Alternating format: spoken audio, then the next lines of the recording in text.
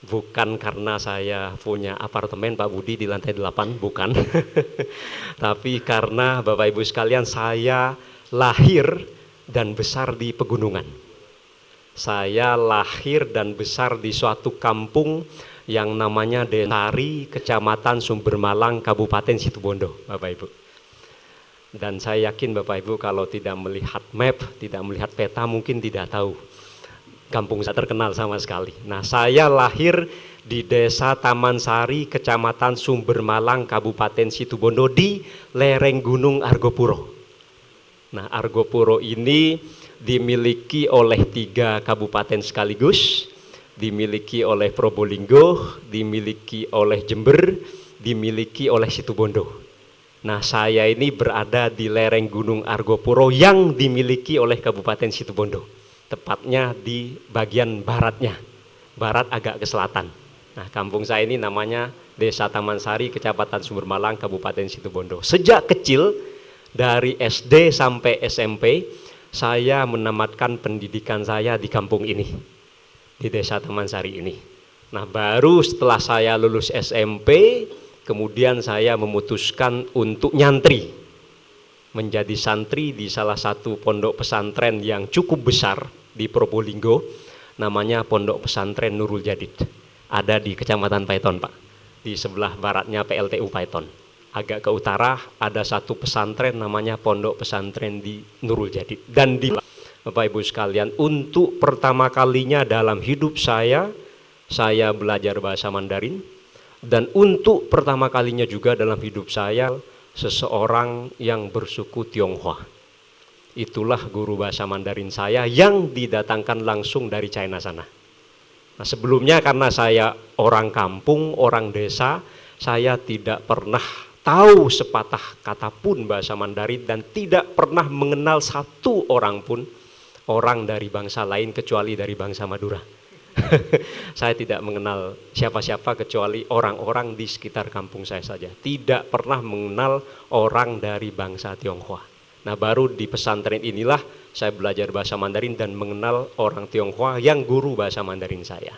Saya belajar 3 tahun di pesantren ini, belajar 3 bahasa sekaligus, bahasa Inggris, bahasa Arab, dan bahasa Mandarin. Kami santri diwajibkan untuk belajar sekaligus 3 bahasa ini, dan di asrama kami harus berbicara menggunakan bahasa asing. Ya, yang mau bicara pakai bahasa Arab silakan, yang mau bicara pakai bahasa Inggris silahkan, yang mau berbicara pakai bahasa Mandarin silahkan. Yang penting tidak berbicara bahasa Indonesia, yang penting tidak berbicara bahasa Jawa, yang penting tidak bicara bahasa Madura atau bahasa lain.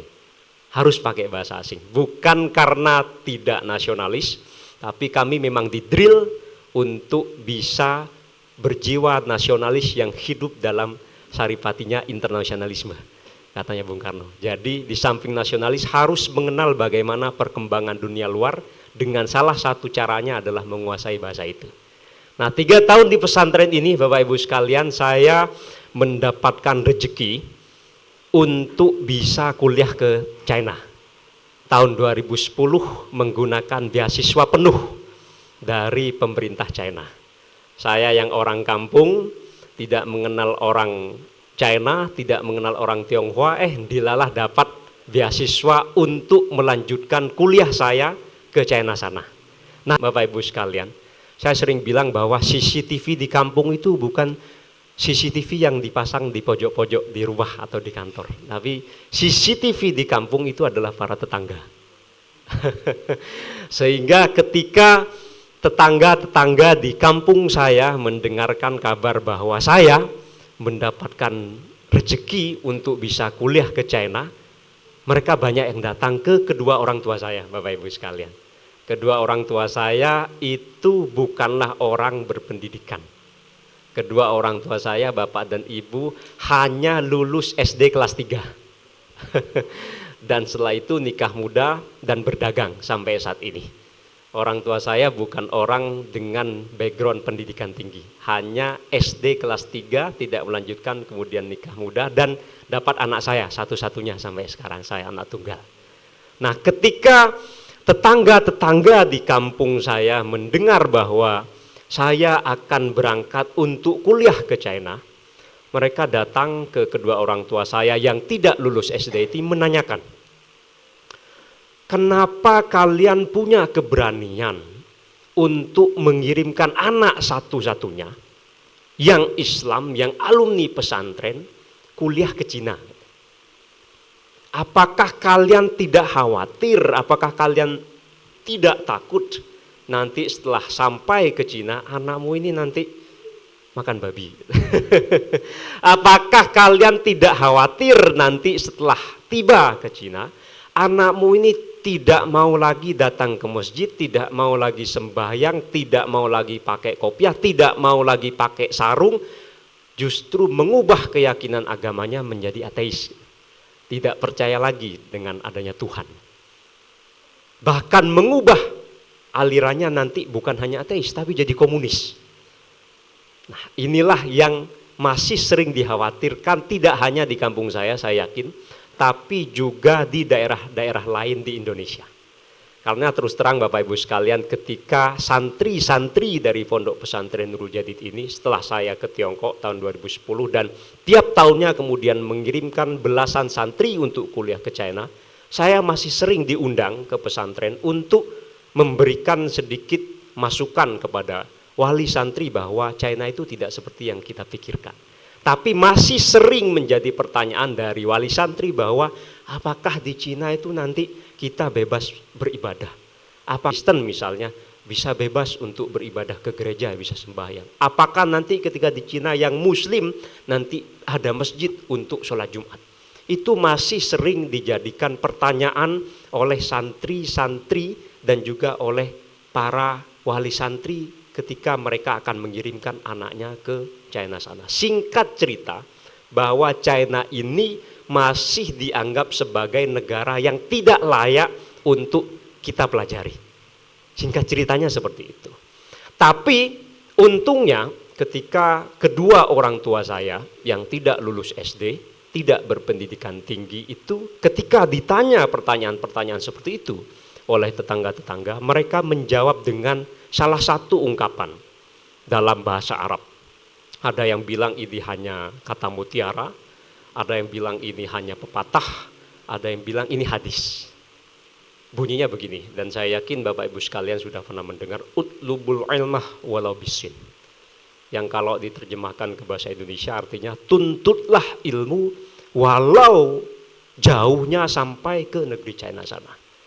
Dan kalau misalkan ini dikatakan sebagai pepatah atau ini dikatakan sebagai hadis atau kata mutiara, kita tahu bahwa kata-kata ini diungkapkan pada abad ke-6 Masehi.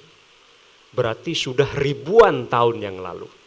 Berarti kalau sejak ribuan tahun yang lalu Bapak Ibu sekalian kita sudah dianjurkan untuk menuntut ilmu walau sampai ke China sana, berarti secara tidak langsung ini disebutkan bahwa di China sana banyak sekali hal-hal positif yang layak untuk kita pelajari. Secara tidak langsung Kanjeng Nabi atau siapapun kan itu mencari suri tauladan yang ada di Tiongkok sana sejak ribuan tahun yang lalu. Kalau sejak ribuan tahun yang lalu sudah dianjurkan untuk menuntut ilmu walau sampai ke China sana, apalagi di China zaman sekarang yang saya bilang itu sudah bisa menyalip Jepang, sudah bisa menyalip Jerman, bahkan bisa bikin ketar-ketir Amerika, yang mana Amerika merupakan negara paling dikdaya di dunia saat ini. Saya ingin flashback dulu sebentar Bapak Ibu sekalian. Kita mungkin perlu mengkaji sedikit saja sejarah, karena Bung Karno menganjurkan kepada kita untuk jas merah. Jangan sekali-kali melupakan sejarah. Atau kalau dengan istilahnya salah seorang kaisar di China sana, ada seorang kaisar namanya Tang Taichung. Kaisar Tang Taichung ini adalah kaisar dinasti Tang. Dinasti Tang ini adalah dinasti yang paling dikdaya, yang paling jaya di China sana. Dan utlubul ilmah walau bisin tadi, tuntutlah ilmu walau sampai ke China itu diucapkan ketika China berada pada puncak kejayaan, ketika China diperintah oleh Tang Taichung tadi, oleh Kaisar Tang Taichung dari dinasti Tang. Nah, pada zaman sebelum tahun 1980, Bapak Ibu sekalian, belum lama. China itu masih jauh lebih terbelakang dibandingkan dengan Indonesia.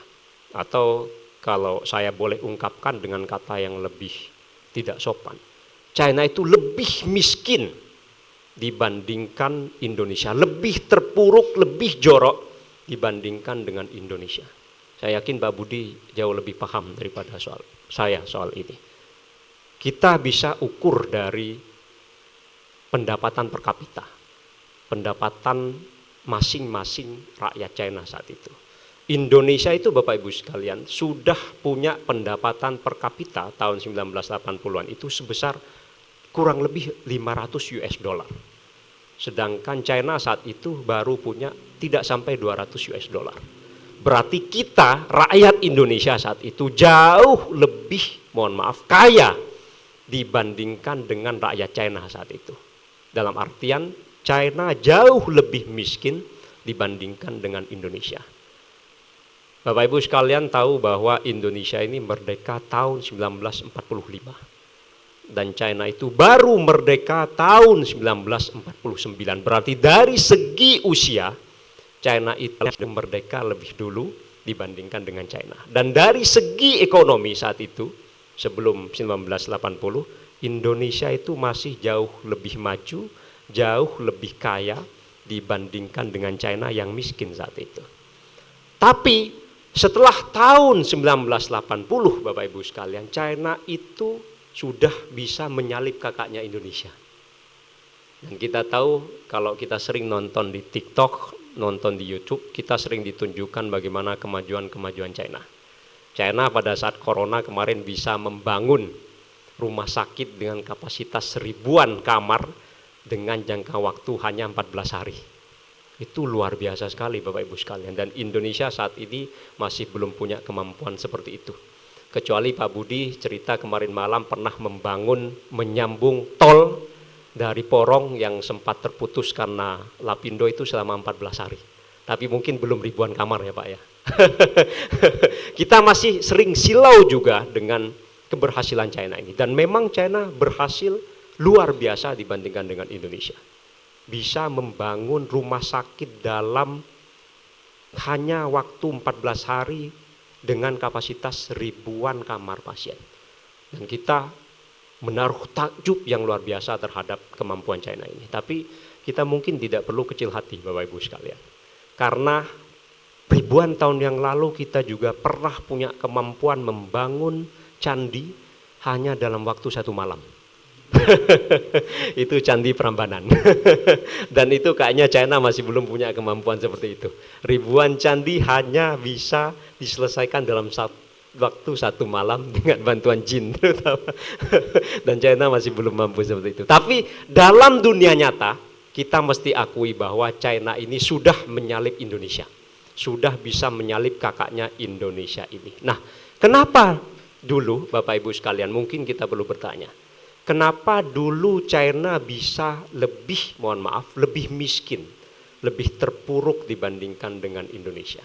Karena saya selama 10 tahun kuliah di China itu, saya selalu bertanya dengan pertanyaan-pertanyaan ini. Kenapa China itu bisa lebih miskin, lebih terpuruk, lebih terbelakang dibandingkan dengan Indonesia? Saya menemukan paling tidak 4 jawaban, Bapak Ibu sekalian. Jawaban yang pertama adalah karena China saat itu tertutup sekali. Itulah kenapa kita mengenal China dengan istilah negeri tirai bambu. Tirai bambu ini menandakan bahwa negeri ini sangat tertutup. Tertutup kenapa? Karena China itu hanya mau belajar kepada satu pihak. Ya, saya perlu tegaskan karena China hanya mau belajar kepada satu pihak. Tidak mau belajar ke pihak yang lainnya. Ini persis seperti pertanyaan orang-orang di kampung saya, kenapa mau belajar ke Cina? Kok enggak belajar misalnya ke Saudi? Kok enggak belajar misalnya ke Mesir? Kok enggak belajar misalnya ke Turki? Dan seterusnya.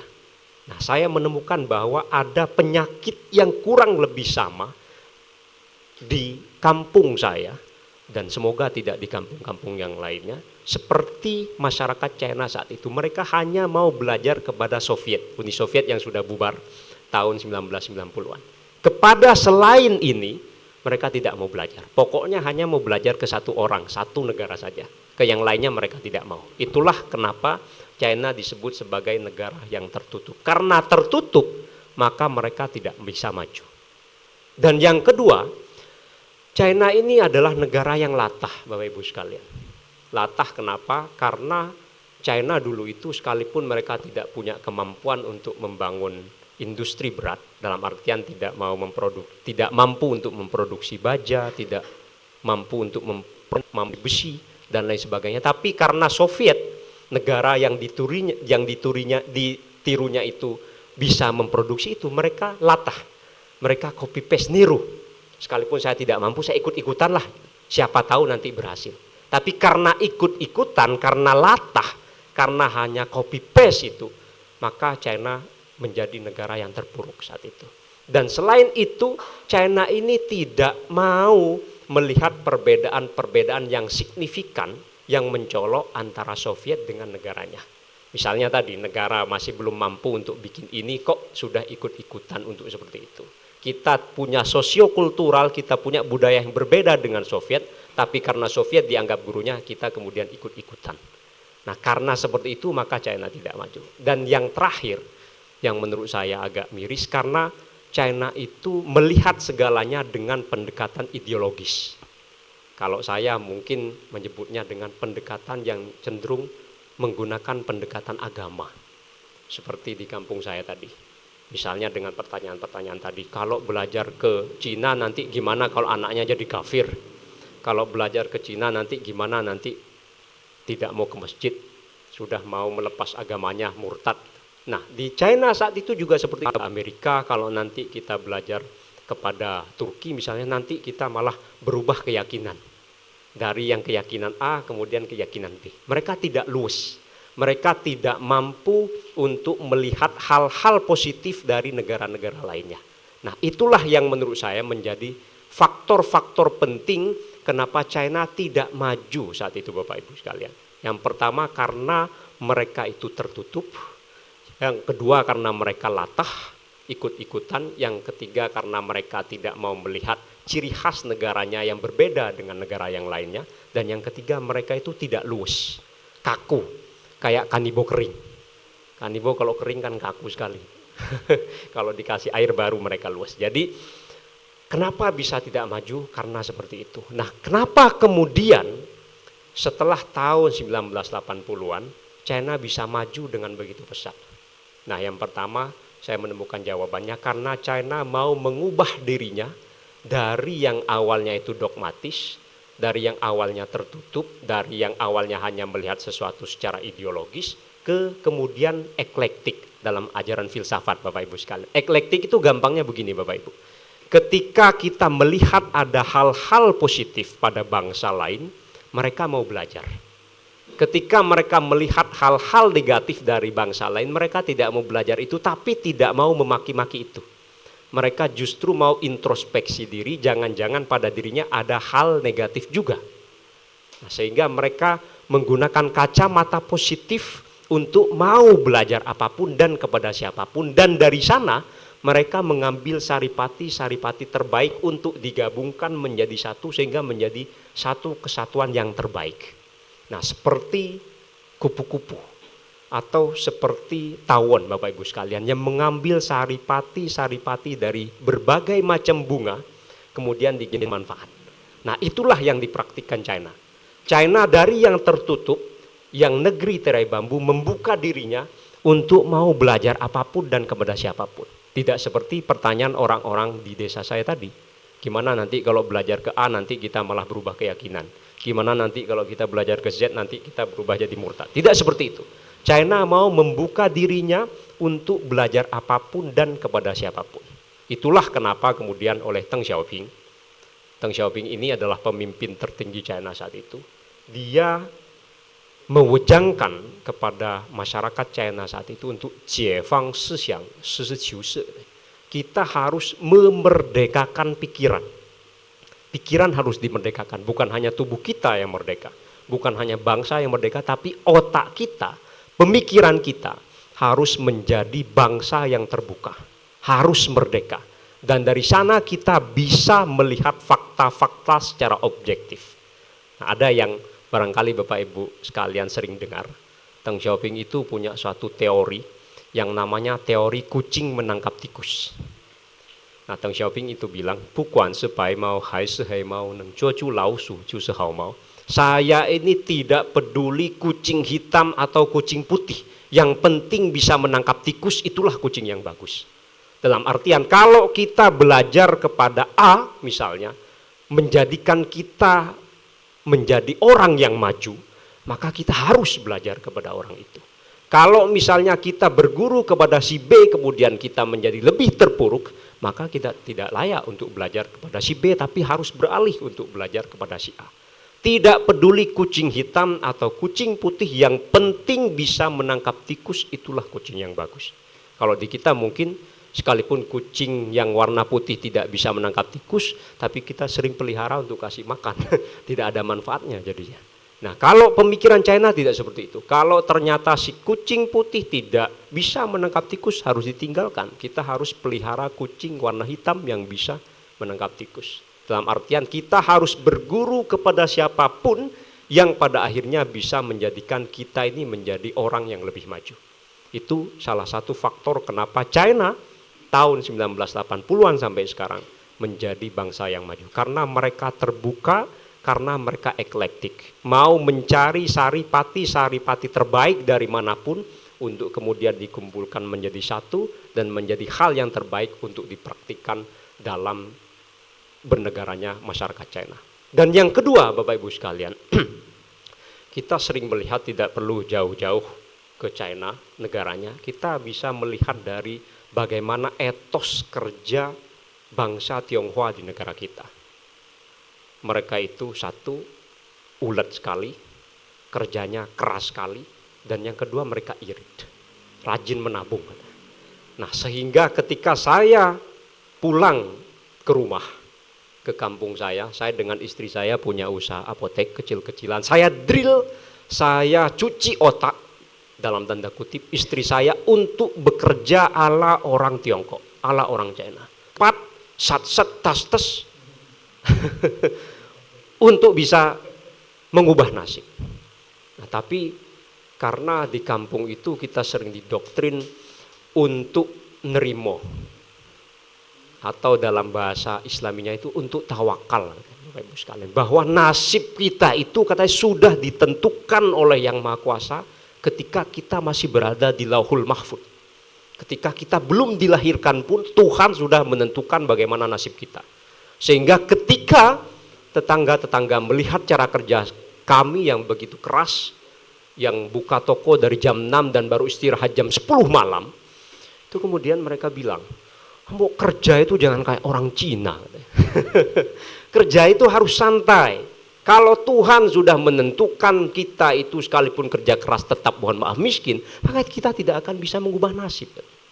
Itulah konsep tawakal yang sering diajari kepada kami orang-orang kampung, Bapak Ibu sekalian.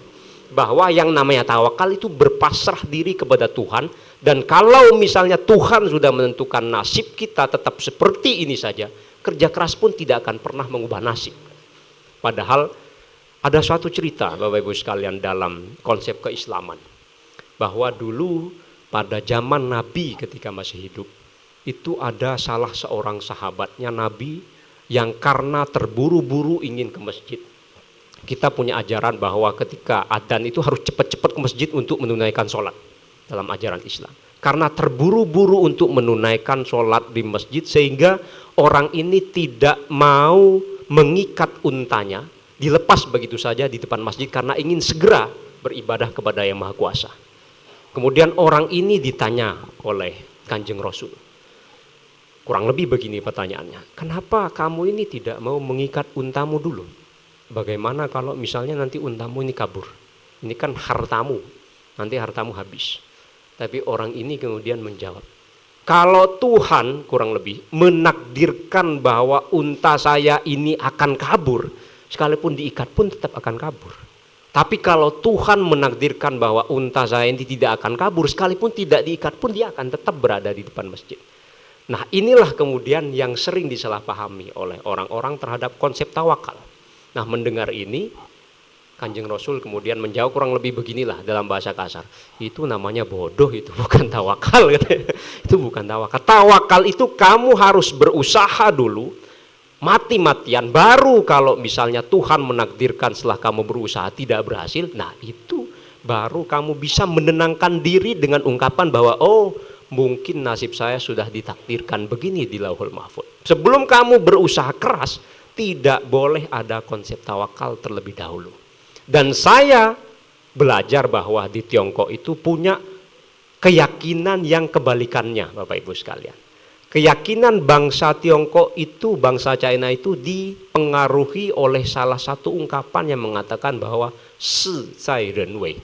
Saya tulis di PowerPoint saya dalam aksara bahasa Mandarin yang kurang lebih artinya semua itu bergantung kepada usaha manusia. Ya, shi zai ren wei. Semuanya bergantung kepada usaha manusia. Kita generasi muda sering mendengar bahwa usaha itu tidak akan pernah mengkhianati hasil. Nah, persis seperti itu filsafat, keyakinan yang dipahami dan diamalkan oleh bangsa Tiongkok sampai saat ini. Dan saya beruntung sekali, Bapak Ibu sekalian, saya diberi kitab ini oleh Pak Budi.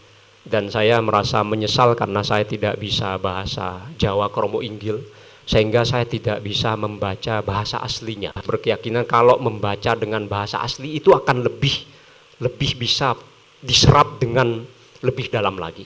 Dan saya menemukan di sini di Warah 7 poin kelima itu disebutkan bahwa kita ini Sabta Dharma ini mesti berani hidup berdasarkan kepercayaan atas kekuatan diri sendiri. Lah, ini kok kurang lebih sama dengan falsafah hidup yang diajarkan oleh bangsa Tiongkok. Bahwa segala sesuatunya itu bisa diubah oleh keinginan, oleh usaha keras manusia. Dan di Sabta Dharma ternyata diajari seperti itu. Maka menurut saya tidak ada alasan bagi jemaat Sabta Dharma untuk tidak menjadi bangsa yang maju. Tidak ada alasan, karena sudah ditekankan seperti itu Bapak Ibu sekalian. Kalau Tiongkok dengan prinsip itu bisa maju, maka Sabta Dharma tidak ada alasan untuk tidak menjadi jemaah yang maju. Karena sudah diyakinkan bahwa segalanya itu bergantung kepada usaha keras manusia. Dalam Al-Quran, Bapak Ibu sekalian, saya izin untuk menyitir bahwa Tuhan itu katanya tidak akan pernah mengubah nasib suatu kaum sampai mereka sendiri yang mengubahnya. Ada suatu ayat di Al-Quran yang bunyinya itu Innallah la yughayyiru ma biqaumin hatta yughayyiru ma bi anfusihim. Tuhan tidak akan pernah mengubah nasib suatu kaum, suatu individu, suatu bangsa, suatu negara mungkin tanpa orang itu, tanpa individu itu sendiri yang mengubahnya. Dan ini selaras persis sama dengan yang diajarkan Warah 7 poin 5 yang saya temukan Bapak Ibu sekalian. Saya ingin bercerita. Dalam sejarah Cina klasik itu ada seorang yang ahli strategi Bapak Ibu sekalian, namanya Zhuge Liang. Saya beberapa kali menyitir kisahnya Zhuge Liang ini dalam TikTok saya. Di video Zhuge Liang yang strateginya itu hampir tidak pernah tidak berhasil. Selalu berhasil, hanya satu yang tidak berhasil Bapak Ibu sekalian. Strateginya ini begini.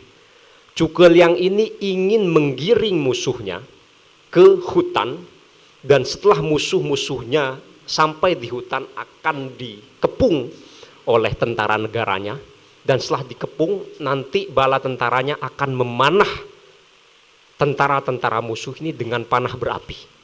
Sehingga hutan ini nanti akan kebakaran dan tentara musuhnya mati kebakaran di sana, dan negara musuhnya ini akan dikalahkan dengan strategi itu. Zhuge Liang sudah memikirkan segalanya, sudah disusun sedemikian rupa, dan Zhuge Liang melihat cuaca itu bagus sekali, cerah sekali, panas. Anginnya bagus, cuacanya cerah, sehingga kalau misalkan dipanah dengan panah berapi, nanti hutan ini akan kebakaran dan musuhnya akan benar-benar mati. Tapi benar Bapak Ibu sekalian, musuh sudah berhasil dikepung, panah berapi sudah diluncurkan, tapi ternyata tiba-tiba mendung dan hujan lebat, sehingga hutan yang awalnya mau terbakar tiba-tiba padam dan musuhnya berhasil lari. Tidak berhasil strateginya. Dan itulah kemudian ada satu ungkapan yang diucapkan oleh Zhuge Liang, Mou shi zai ren, cheng shi zai tian. Bahwa manusia itu hanya bisa mengusahakan, tapi Tuhan nantinya akan menentukan.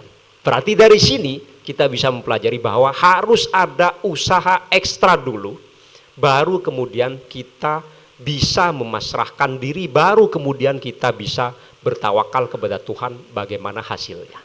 Itu salah satu penyebab kenapa China bisa maju. Yang pertama karena mereka mau terbuka, mau belajar apapun dan kepada siapapun.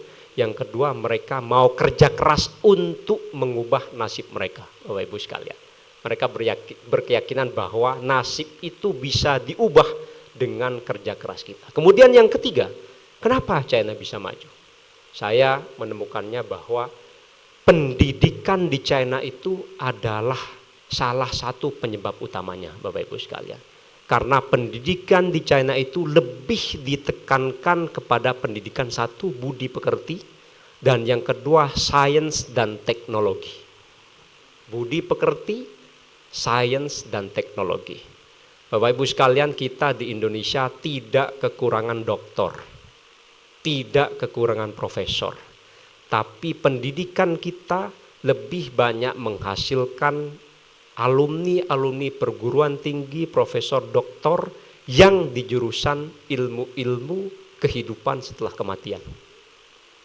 Ilmu-ilmu kehidupan setelah kematian. Saya tidak ingin menyebut dengan istilah lain.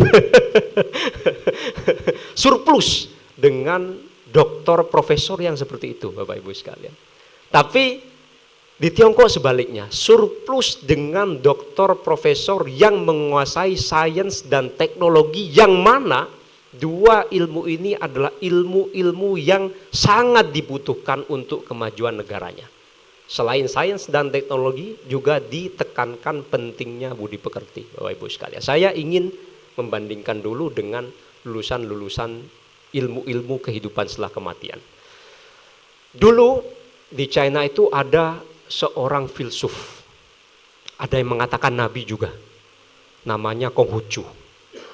Konghucu, kalau di China itu Konghucu itu Bapak Ibu tidak dijadikan sebagai agama, tapi hanya dianggap sebagai ajaran-ajaran budi pekerti, ajaran akhlak.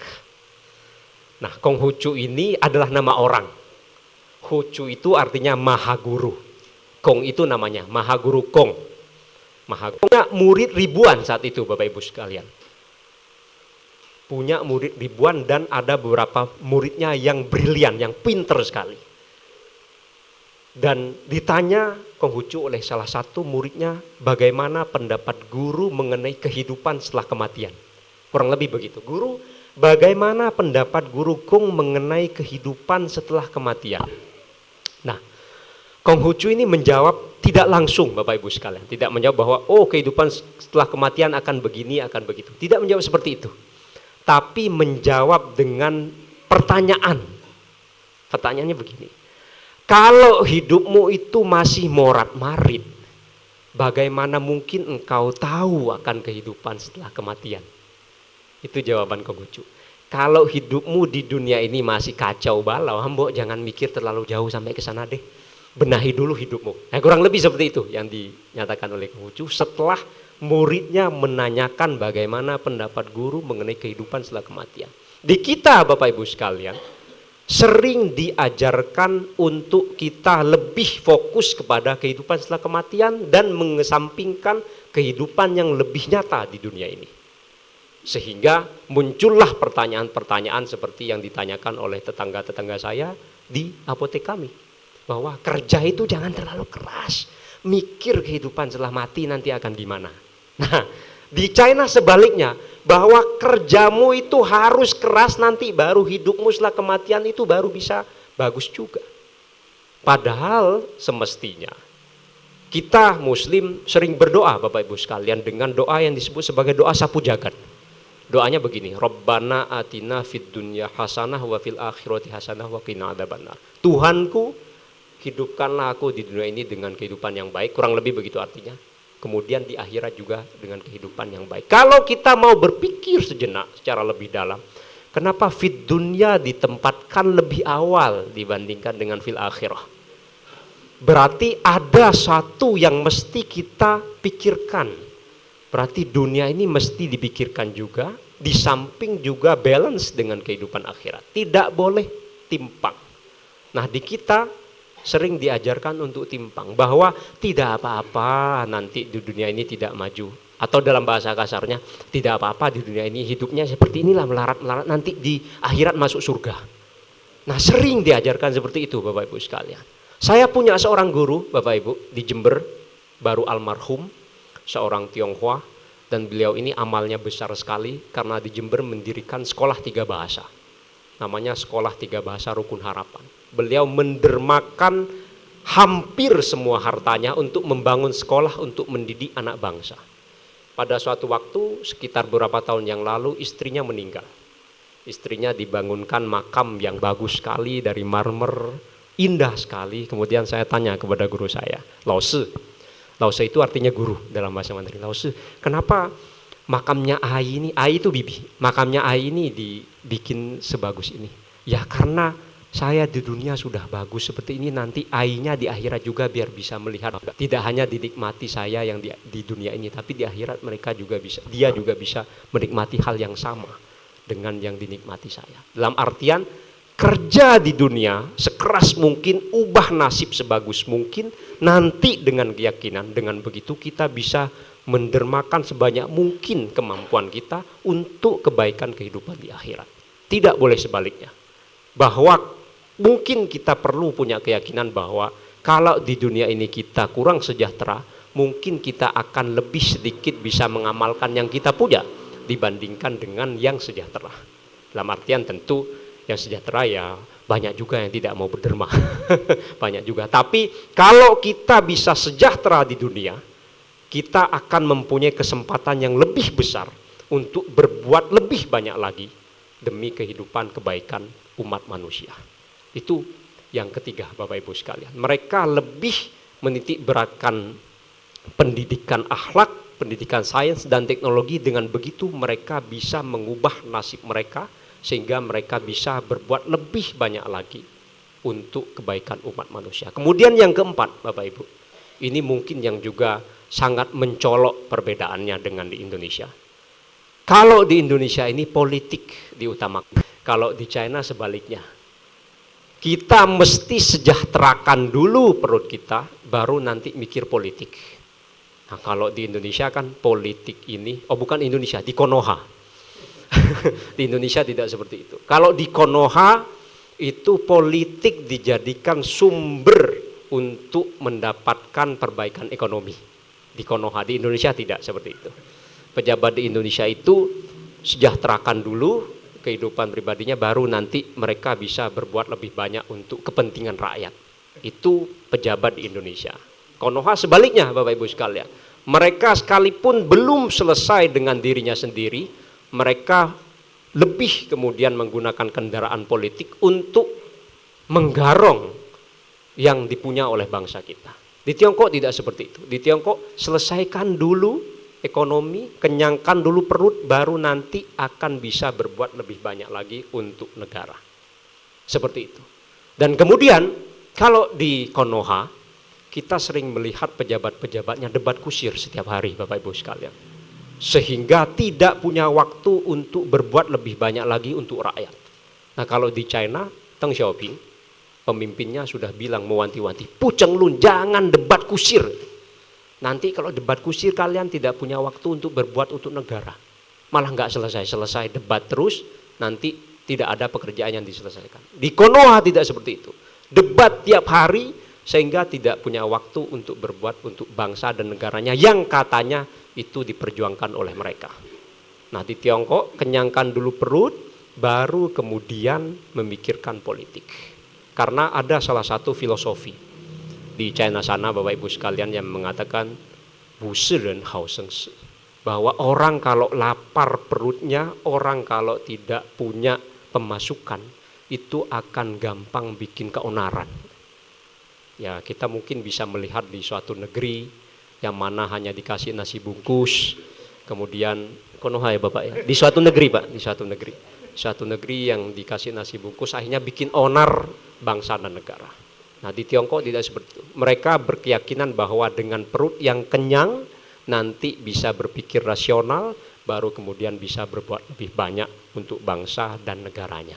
Nah pertanyaannya kemudian setelah maju mau apa? Nah kalau di kita kan kaya itu buat apa? Nanti mati masuk neraka. Kaya itu nanti dibawa. Kalau di Tiongkok setelah sejahtera mau apa kemudian? Nah ini yang dipikirkan oleh pemimpin-pemimpin Tiongkok, pemimpin-pemimpin China, Bapak Ibu sekalian. Mereka menyadari bahwa memang kesejahteraan ekonomi itu tidak akan bisa menyelesaikan segalanya. Karena memang harus ada kebutuhan-kebutuhan batin yang mesti dipenuhi juga. Ada satu keyakinan di China sana bahwa qian bu shi wan neng, dan shi mei you qian wan wan bu neng. Bahwa uang itu bukan segalanya, kata Bapak Ibu sekalian. Tapi nggak punya uang nggak bisa segalanya. Ada keyakinan seperti itu. Bahwa setelah sejahtera secara ekonomi, terus mau ngapain? Nah, pemimpin-pemimpin China itu berkeyakinan bahwa setelah sejahtera ekonomi harus ada kebutuhan-kebutuhan rohani, kebutuhan-kebutuhan batin yang mesti juga dipenuhi. Pemenuhinya dengan apa? Dengan tadi yang saya sebut, dengan pendidikan budi pekerti, dengan pendidikan akhlak.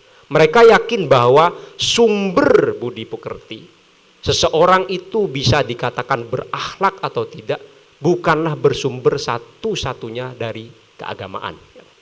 Bahwa sumber akhlak itu, kata keyakinan pemimpin orang China, itu tidaklah bersumber utamanya dari agama. Tidak seperti itu. Bahwa orang bisa dikatakan berbudi pekerti sekalipun dia tidak beragama. Dan sebaliknya orang yang beragama pun belum tentu berbudi pekerti. Itu keyakinan dari bangsa China. Nah untuk berbudi pekerti, kemudian mereka mencari sumber-sumber akhlak, sumber pribadi-pribadi yang bagus itu dari filosof-filosof China. Ya dari Konghucu, dari Lao Tzu, dan dari filsuf-filsuf lainnya. Dan saya temukan di sini apa yang disebut sebagai 8 ajaran moral. Atau disebut dalam istilah Mandarinnya itu pate. Bahwa pemerintah China setelah melihat rakyatnya ini sudah makin sejahtera, mereka akan menitik beratkan kepada pendidikan moral yang utamanya terdiri dari 8 hal ini. Pate, 8 ajaran moral Konfusius. Ajaran moral yang pertama yaitu yang disebut sebagai xiao. Xiao ini artinya Bapak Ibu sekalian berbakti kepada kedua orang tua. Percuma kaya kalau kemudian tidak mau, kalau kemudian durhaka kepada kedua orang tua. Dalam ajaran Islam di Al-Quran itu disebutkan bahwa fala taqul lahuma uffin wala tanharhuma wa qul lahuma qawlan karima. Jangan pernah sekali-kali artinya mengatakan kepada kedua orang tua, tapi harus bertutur sopan santun kepada keduanya. Misalnya ketika kedua orang tua kita memerintah kita, menyuruh kita untuk melakukan hal yang baik, tentu kalau yang buruk jangan dilakukan. Hal yang baik jangan pernah kita menolaknya. Dan menjawabnya pun harus dengan kata-kata sopan. Itu dalam ajaran Islam, dalam Al-Quran. Dan dalam ajaran China, itu juga dikatakan bahwa yang tidak boleh ditunda-tunda. Yang pertama adalah berbuat baik, yang kedua adalah berbakti kepada kedua orang tua. Tidak boleh ditunda-tunda. Ada kesempatan untuk berbuat baik harus disegerakan. Ada kesempatan untuk berbakti kepada kedua orang tua harus disegerakan. Tidak boleh ngaret, tidak boleh pakai jam karet, tidak boleh ditunda-tunda. Kemudian dari berbagai macam kebaikan yang bisa dilakukan oleh manusia, berbakti kepada kedua orang tua adalah yang paling utama. Bai shan xiao wei xian, istilah Mandarinnya. Dari ribuan, ratusan, bahkan jutaan kebaikan yang bisa dilakukan oleh kita, berbakti kepada kedua orang tua adalah yang paling utama. Sehingga persis dengan yang diajarkan Al-Quran tadi, ada satu kitab di China itu yang menerangkan bahwa ketika kedua orang tua kita memanggil kita, maka kita harus segera menyahut. Ketika kedua orang tua kita memerintahkan untuk berbuat baik, maka harus segera dilakukan tanpa bermalas-malasan. Itu yang pertama yang diajarkan, berbakti kepada kedua orang tua. Kemudian yang kedua, Bapak Ibu sekalian, dari 8 ajaran moral itu, ti. Ti itu artinya adalah mengasihi yang muda, ulas asih. Jadi tidak hanya hormat kepada orang tua atau yang ditetuakan, tapi juga di waktu yang sama mengasihi yang muda. Yang muda harus dibimbing ke jalan yang benar, bukan kemudian disesatkan. Itulah kemudian katanya, wejangan orang bijak zaman terdahulu, yang utama itu adalah berbakti kepada kedua orang tua dan mengasihi yang muda. Kemudian yang ketiga, Bapak Ibu sekalian, yaitu yang disebut sebagai cung. Cung ini adalah setia kepada negara, kepada bangsa mungkin lebih baiknya, dan kepada pemimpin, Bapak Ibu sekalian. Di sini ada satu ajaran yang ingin saya terjemahkan secara bebas saja dalam bahasa Indonesia. Pemimpin itu mesti memerintah para menteri dengan tata krama, mesti memerintah rakyat dengan tata krama, dan menteri atau rakyat mesti bersikap setia kepada pemimpinnya. Jadi tata krama harus diutamakan dalam mengatur negara. Dan kemudian Bapak Ibu sekalian, bagaimana supaya pemimpin atau rakyat bisa bertata krama?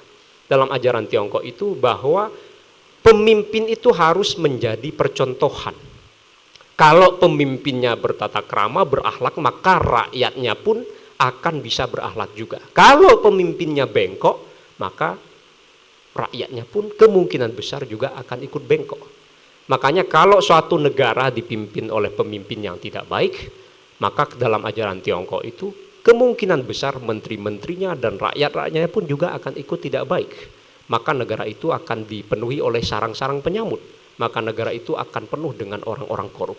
Jadi pemimpin harus menjadi yang terdepan dalam membenahi dirinya sendiri, baru kemudian dia bisa memerintah rakyatnya dengan suri tauladan yang baik. Dan saya lagi-lagi menemukan Bapak Ibu sekalian dalam kitab ini, di Warah 3 dari merah, bahwa dengan jujur dan suci hati kita harus setia menjalankan perundang-undangan negara dan turut serta menyingsingkan dengan baju menegakkan berdirinya nusa dan bangsa. Ini sudah diajarkan dengan begitu detail dalam ajaran Sabta Dharma. Maka lagi-lagi saya ingin mengulangi, tidak ada alasan bagi jemaat Sabta Dharma untuk tidak menjadi bangsa yang unggul. Karena sudah diajari hal yang sama dengan yang diajari oleh filsuf-filsuf di China sana yang menjadikan China ini jadi maju. Dan yang keempat Bapak Ibu sekalian, Shin. Shin ini artinya berintegritas. Harus bisa menjadi orang yang tidak boleh bohong. Karena disebutkan di sini bahwa orang yang budiman, orang yang berakhlak, mungkin saya ingin juga menerjemahkan orang yang satria utama, yang berbudi pekerti luhur, itu akan malu kalau yang diucapkan itu menyalahi apa yang dilakukan. Misalnya yang diucapkan A, ternyata kelakuannya B. Di mulut mengatakan baik, tapi ternyata kelakuannya di belakang, ya seperti itu. Jadi sebagai orang satria utama, sebagai orang yang budiman akan malu kalau perkataannya tidak sesuai dengan perbuatannya. Jadi harus menjadi orang yang bisa dipercaya, dan itu adalah salah satu ciri utama dari satria utama, Bapak Ibu sekalian. Dan katanya lagi bahwa orang yang budiman atau yang satria utama itu kalau berkata itu mungkin bisa pelan saja, tidak terlalu mencolok, tapi ketika kerja itu tas cepat bekerjanya. Jadi tidak banyak omong. Tidak banyak omong, lebih menonjolkan kepada perbuatan, lebih menonjolkan kepada kerja nyata daripada omong-omong belaka. Itu yang diajarkan oleh filsafat di Tiongkok yang menjadikan bangsanya maju. Dan dari situ kita baru bisa menjadi orang yang jujur. Dan mana jujur merupakan salah satu ciri penting dari satria utama. Kenapa harus jujur Bapak Ibu sekalian? Karena bahwa satria utama ketika mengucapkan sesuatu itu ucapannya tidak akan pernah bisa dikejar sekalipun oleh 4 kuda sekaligus.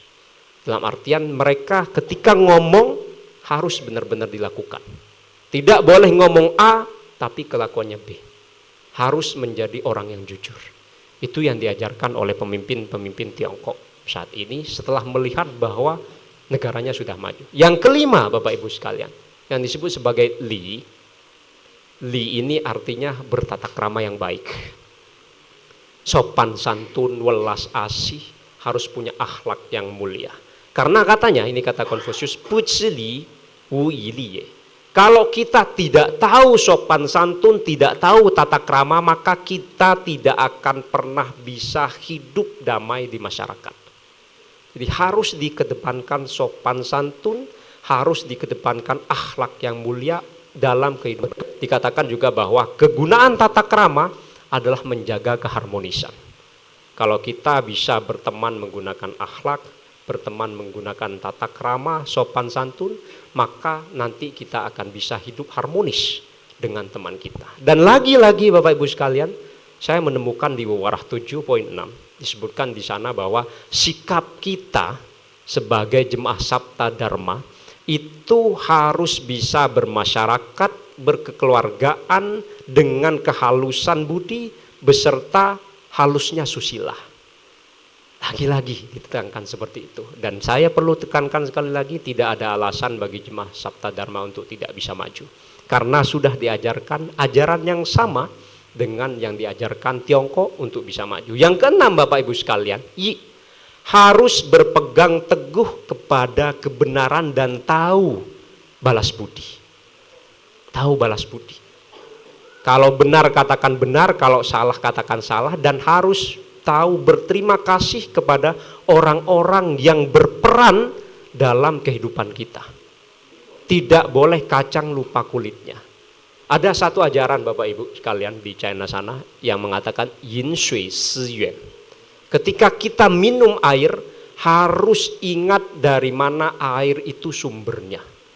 Dalam artian ketika kita sudah sukses, jangan pernah lupa kepada kedua orang tua, jangan pernah lupa kepada guru-guru kita, jangan pernah lupa kepada teman-teman kita, jangan pernah lupa kepada siapapun yang mempunyai sumbangsih yang mengantarkan kita kepada tingkat kesuksesan itu. Harus tahu balas budi dan harus bertegang teguh kepada kebenaran. Dan itulah yang katanya membedakan satria utama dengan orang-orang picik. Satria utama itu harus berpegang teguh kepada kebenaran dan harus tahu balas budi. Orang picik sebaliknya. Mereka hanya mau untungnya sendiri dan melupakan orang-orang yang sudah bersumbangsi terhadap kesuksesan kita. Yang ketujuh Bapak Ibu sekalian, hidup itu harus lian. Lian itu artinya sederhana dan hidup lurus. Tidak sombong, tidak congkak, harus rendah hati. Nah, ada satu ungkapan di Tiongkok itu yang mengatakan bahwa serakah itu, sombong itu bagaikan api. Kalau tidak segera dipadamkan, akan terus membakar. Dan nafsu itu bagaikan air. Kalau tidak dibendung, akan menjadi banjir. Jadi harus dikontrol. Kesombongan, kalau dalam pepatah Belanda, tapi saya lupa teks aslinya, adalah tanda bahwa kejatuhan akan segera datang.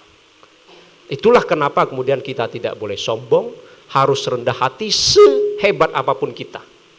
Dan kemudian dikatakan juga harus hidup lurus, dalam artian bahwa jangan pernah melakukan perbuatan jelek sekecil apapun, dan jangan pernah tidak melakukan perbuatan baik walau sekecil apapun. Harus dilakukan yang baik, harus dihindarkan yang buruk. Yang kedelapan, dan ini terakhir Bapak Ibu sekalian, harus tahu malu. Harus tahu malu. Bahwa katanya negara ini, bangsa ini, atau mungkin juga Sabta Dharma ini akan bisa terus berdiri tegak kalau kita memperhatikan 4 pondasi Bapak Ibu sekalian. Yang pertama itu adalah berpegang teguh kepada kebenaran. Yang kedua harus bisa hidup sederhana. Yang ketiga harus tahu malu. Kemudian yang keempat itu harus bertata krama. Kalau 4 ini tidak ditegakkan, maka bangsa akan runtuh. Kalau 4 ini tidak ditegakkan, maka kita sebagai manusia juga akan runtuh. Kalau 4 ini tidak ditegakkan, maka mungkin juga akan menjadi satu alarm bagi Sabta Dharma. Di Sabta Dharma harus menegakkan 4 ini juga untuk terus menjulang ke depannya, Bapak Ibu sekalian. Intinya, dari 8 ajaran moral yang perlu kita pegang teguh, Bapak Ibu sekalian, setelah kita sejahtera itu adalah apa yang dikatakan dalam 5 huruf ini, Bapak Ibu sekalian. Ini bunyinya ren, i, li, zi, xin. Yang artinya kita itu harus bersikap ulas asih, kita harus berpegang teguh kepada kebenaran, kita harus bertata krama, kita harus berlaku bijaksana, dan kita harus bisa menjadi orang yang bisa dipercaya. Itulah yang saya nanti akan bisa menjadi pondasi, akan membawa bangsa kita, terutama anak-anak muda kita, untuk makin menjulang, untuk makin melenting katanya, untuk juga bisa berbuat lebih banyak lagi untuk bangsa dan negara, dan juga untuk Sabta Dharma ke depannya. Penutupnya, Bapak Ibu, saya tidak ingin berpanjang lebar. Saya ingin mengutip juga dari kitab ini, Bapak Ibu. Di halaman 36 itu ada petuah yang mengatakan bahwa jadilah kita ini seperti air yang jernih. Nah, kita itu mesti menjadi manusia yang seperti air. Air itu bagaimana? Nah, ini saya ingin sambungkan dengan yang dikatakan oleh seorang filsuf di China sana, namanya Lao Tzu. Lao Tzu ini, Bapak Ibu, adalah pendiri dari aliran Taoisme, agama Tao kalau di Indonesia. Nah, kalau di Sabta Dharma kita diajarkan untuk menjadi manusia yang seperti air yang jernih. Dalam ajaran China klasik juga diajarkan kita bahwa sebaik-baiknya akhlak, sebaik-baiknya budi pekerti itu juga adalah seperti air. Air itu bagaimana? Air itu menghidupi kepada sebanyak mungkin. Air itu mau mengalir ke tempat-tempat yang bahkan itu tempat-tempat hina. Satu, dia menghidupi siapapun, memberi manfaat kepada siapapun tanpa mengharapkan imbalan. Dan dia sekalipun mungkin dinistakan oleh orang, mengalir di selokan, mengalir di tempat-tempat kalau dalam istilah Islam yang najis, tapi dia tidak merasa terhina. Dihina pun dia tetap akan berpegang teguh kepada kebenarannya. Makanya kita sebagai umat Sabta Dharma betul harus meneladani air yang jernih, yang memberikan sebanyak mungkin manfaat kepada siapapun tanpa pandang bulu, dan sekalipun mungkin kita tidak dihargai dengan perbuatan baik kita, kita akan terus untuk melakukan hal baik kepada siapapun itu. Saya pikir itu saja, Bapak Ibu sekalian.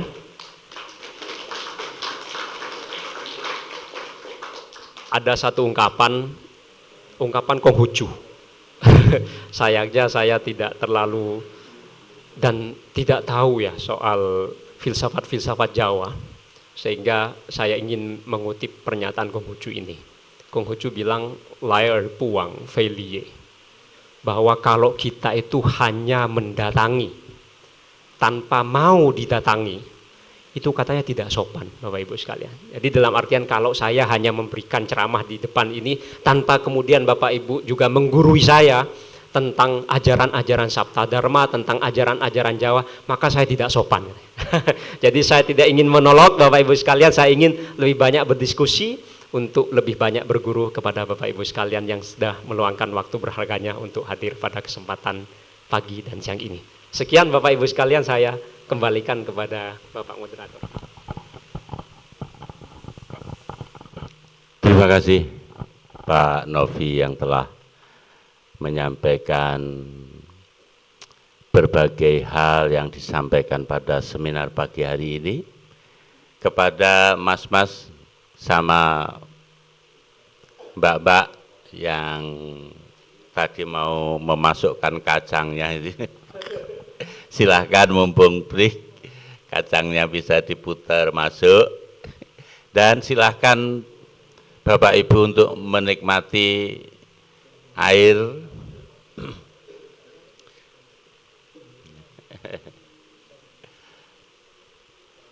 sambil kita santai-santai saja, kita telah mendengarkan apa yang disampaikan oleh Bapak Novi, dan pada pagi hari ini beliau juga berkenan untuk diskusi bersama kita. Tadi juga telah banyak sekali ternyata inti pokok yang disampaikan Bapak Novi juga dibandingkan atau disandingkan dengan isi daripada Wawarah 7. Jadi kita sebenarnya sudah menekuni pada jalan yang benar. Tinggal bagaimana kita dalam aplikasinya, mari bersama-sama, mumpung kita bersama dengan Bapak Novi yang telah belajar jauh di sana 10 tahun di negeri Cina dan membawa oleh-oleh berbagai hal tentang budaya yang ada di sana. Mungkin Mas-mas juga telah mempelajari, menekuni budaya Jawa melalui ajaran Sabta Dharma. Monggo kita sharing bersama-sama, kita belajar bersama-sama pada pagi hari ini. Mungkin kita break sebentar. Silahkan Bapak Novi untuk minum dan ini. Kita sekores 5 menit, ngaten ya sih. Silahkan menikmati apa yang ada sambil istirahat, sambil merenungkan apa yang bisa kita diskusikan, yang mau saya tanyakan pada Pak Novi ini.